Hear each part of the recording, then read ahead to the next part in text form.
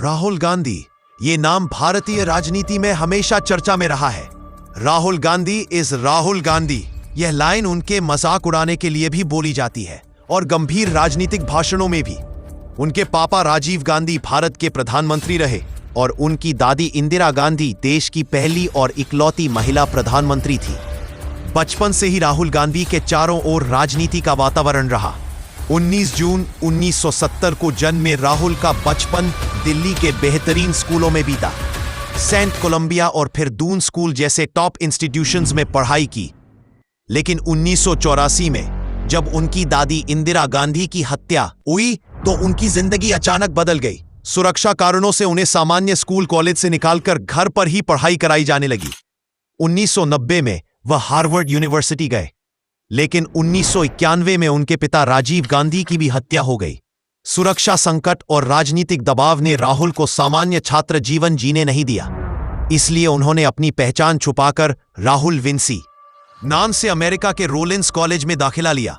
आगे उन्होंने Trinity college से एमफिल की पढ़ाई पूरी की। के अंत राहुल गांधी विदेश में रहकर अपना करियर बनाना चाहते थे, लेकिन भारत की राजनीति में कांग्रेस पार्टी लगातार चुनौतियों का सामना कर रही थी। 1999 में जब वह भारत लौटे तब अटल बिहारी वाजपेयी प्रधानमंत्री थे और सोनिया गांधी विपक्ष की नेता बन चुकी थी। ऐसे में राहुल को भी महसूस हुआ कि अब उन्हें परिवार की राजनीतिक विरासत संभालनी पड़ेगी। 2004 के आम चुनाव में राहुल गांधी को पहली बार अमेठी से उम्मीदवार बनाया गया। अमेठी कांग्रेस का गढ़ मानी जाती थी। राहुल गांधी ने यहां से चुनाव लड़ा और आसानी से 2.5 लाख वोटों के बड़े अंतर से जीत गए। यही नहीं, कांग्रेस पार्टी भी सत्ता में लौटी और मनमोहन सिंह प्रधानमंत्री बने। उस समय सबको उम्मीद थी कि सोनिया गांधी प्रधानमंत्री बनेंगी, लेकिन राहुल गांधी ने उन्हें रोक दिया। राहुल को डर था कि जैसे उनकी दादी और पिता की हत्या हुई थी, वैसे ही उनकी मां भी खतरे में पड़ सकती है। सोनिया ने प्रधानमंत्री पद ठुकरा दिया और मनमोहन सिंह को आगे किया। राहुल की इस सोच ने उन्हें जिम्मेदार नेता की छवि दी। इसके बाद वह यूपी समेत अलग अलग राज्यों में किसानों, दलितों। 2009 के चुनाव में राहुल गांधी का असर साफ दिखाई दिया। कांग्रेस को 200 सीटें मिली और मनमोहन सिंह दूसरी बार प्रधानमंत्री बने। अमेठी से राहुल गांधी ने इस बार और भी बड़े अंतर से जीत हासिल की। लोग कहने लगे कि कांग्रेस की विरासत सही हाथों में है और राहुल का करियर लगातार ऊपर जा रहा है। लेकिन 2014 आते आते राजनीति का माहौल पूरी तरह बदल गया। नरेंद्र मोदी ने अच्छे दिन आने वाले हैं जैसे नारों से पूरे देश में लहर पैदा कर दी। वो हर जगह अपनी चाय वाले की छवि को प्रचारित करते रहे और राहुल गांधी को शहजादा कहकर जनता के सामने प्रस्तुत किया। नतीजा यह हुआ कि चुनाव मोदी बनाम राहुल की इमेज में बदल गया।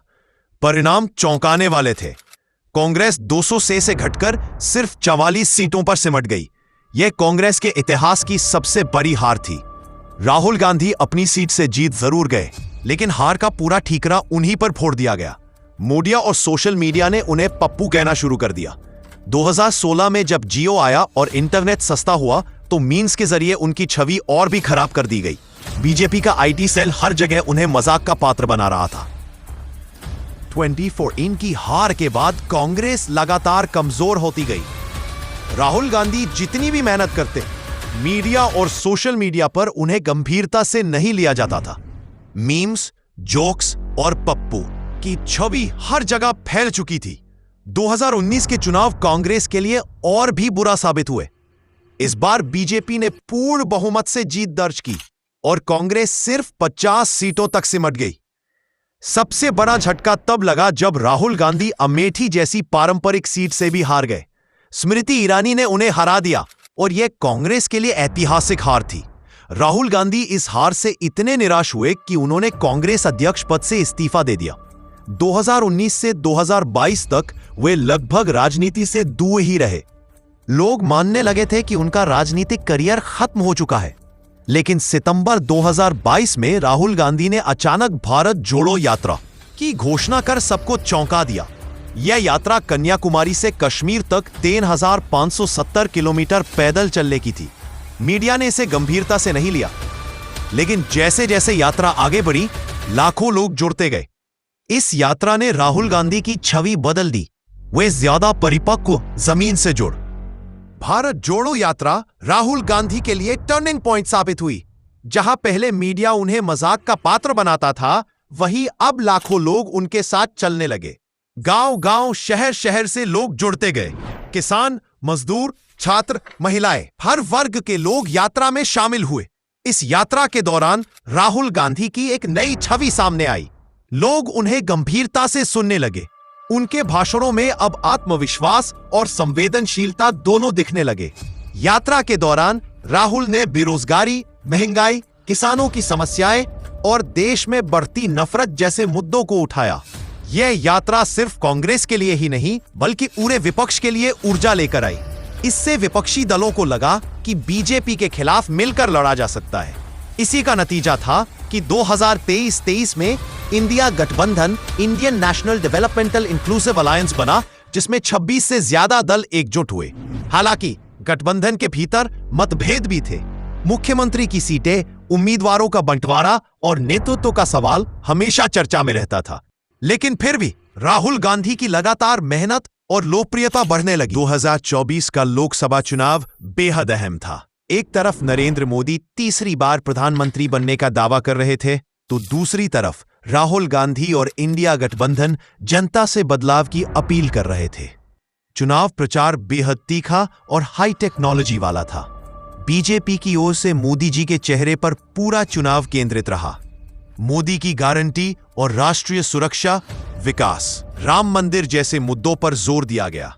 वहीं राहुल गांधी और उनके साथियों ने बेरोजगारी, महंगाई, किसानों की बदहाली और संविधान बचाने जैसे मुद्दे उठाए। पहली बार राहुल गांधी इतने आत्मविश्वास से भरे नजर आ रहे थे। मीडिया में उनकी मौजूदगी भी बदली बदली सी थी।